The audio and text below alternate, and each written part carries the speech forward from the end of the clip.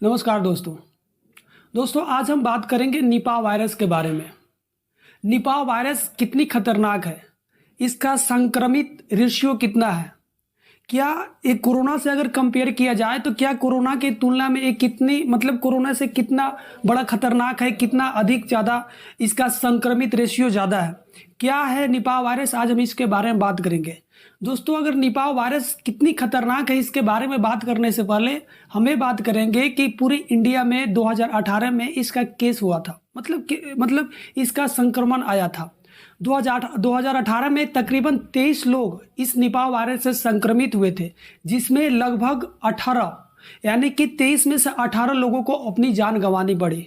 इस चीज़ से आप ये समझ सकते हैं कि ये कितनी खतरनाक है, यानी कि लगभग 23 लोग को हुआ और उसमें से 18 लोग अपनी जान गंवा बैठे।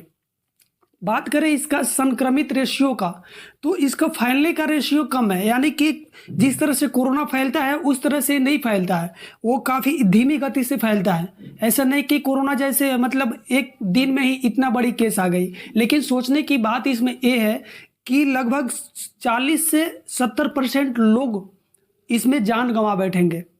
मतलब कि क्या, अगर 100 लोगों की होती है जिसमें से 40 से 70 लोगों को अपनी जान गंवानी ही पड़ेगी, ये इतनी खतरनाक है।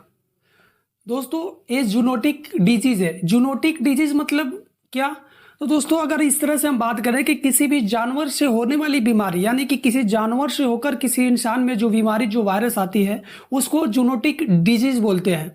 दोस्तों हालांकि इस पे रिसर्च अभी चल रही है, लेकिन कुछ जानकारों का माने तो उनका कहना है कि जो ये बीमारी है वो सुअर और चमगादड़ों से इंसानों में आई है। चमगादड़ों से इंसानों में कैसी आई है, तो उनका कहने के मुताबिक ये है कि चमगादड़ का सलाइवा या फिर इसका ब्लड या फिर इसका पेशाब से होकर ये डिजीज, ये वायरस इंसानों में आई है।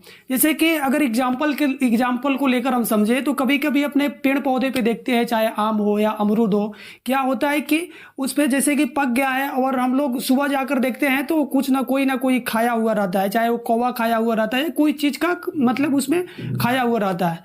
तो उसी फल को किसी चमगादड़ ने आके खा लिया या उसका सलाइवा गिर गया, सलाइवा मतलब ये जो लार होता है, लार गिर गया, या उसका ब्लड या फिर उस पर पेशाब करके चला गया और वही फल किसी इंसान के द्वारा खा लिया गया, बिना साफ किए, बिना धोए, यानी कि उसका संक्रमण तो उस फल में है और वही फल कोई इंसान खा लिया। तो इसी तरह से ये जो वायरस है वो चमगादड़ से होकर इंसानों में आया, और ये सुअरों से होने की काफ़ी संभावनाएं हैं कि ये जो वायरस है सुअर से होके भी इंसान में आ सकता है।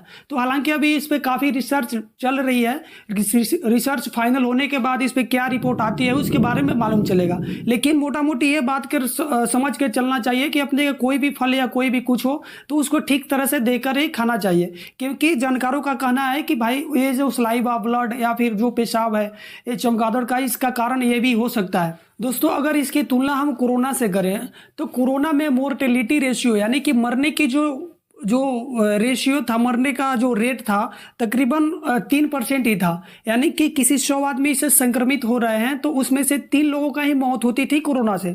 लेकिन इस निपाह वायरस में ऐसा नहीं है, इसकी मोर्टेलिटी रेशियो रेट इतनी हाई है कि पूछो मत। लगभग 40 से 70 यानी कि 100 लोगों के निपाह वायरस होगा जिसमें से लगभग 40 से 70 लोग अपनी जान गंवा बैठेंगे।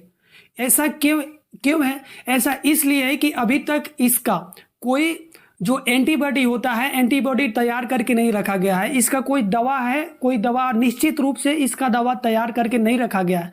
हालांकि अभी जो अपने इंडिया में मोनोक्लोनल जो एंटीबॉडी है, जिस मोनोक्लोनल एंटीबॉडी से इसकी इलाज किया जा रहा है। हालांकि अभी जो इंडिया में केवल 10 मरीजों के लिए ही रखा गया है, जो कि पर्याप्त नहीं है। हालांकि इसकी बात अभी कही जा रही है कि ऑस्ट्रेलिया से कम अपने को 20 आदमियों के लिए इसका एंटीबॉडी मंगवाना पड़ेगा, जिसका कीमत लगभग 60 से 70 हज़ार रुपया होगी। दोस्तों अगर इसके सिम्टम के बारे में बात करें कि यह होने के बाद आदमी को किस तरह से होता है, तो जनरली कोरोना में जिस तरह से होता था वैसा ही होता है, जैसे कि चक्कर आना, बुखार आना, या फिर आदमी को अपनी मानसिक रूप से सोच ना पाना, यानी कि जो आदमी कुछ सोच रहा है उस पर अपने ध्यान केंद्रित नहीं हो पाना, और धीरे धीरे अपने को कोमा में भी जाने की संभावना रहती है इस बीमारी में, इस वायरस के प्रकोप से।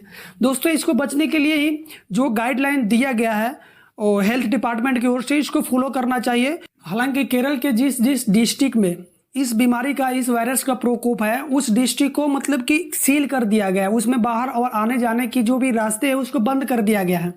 जाने के लिए और आने के लिए भी विशेष प्रक्रिया से गुजर के जाना पड़ेगा। ऐसा नहीं कि जैसे कि हम लोग पहले जाते थे, कोई आदमी चला गया आ गया, उस तरह से नहीं है। काफ़ी इसको रोकने के लिए और जिस मतलब कि क्या है कि किसी बीमारी, किसी इस वायरस से संक्रमित अगर कोई भी व्यक्ति यहाँ से वहाँ चला गया है तो उस रूट को भी प्रकाशित किया गया है कि इस रूट से होकर कोई दूसरा व्यक्ति नहीं जाए।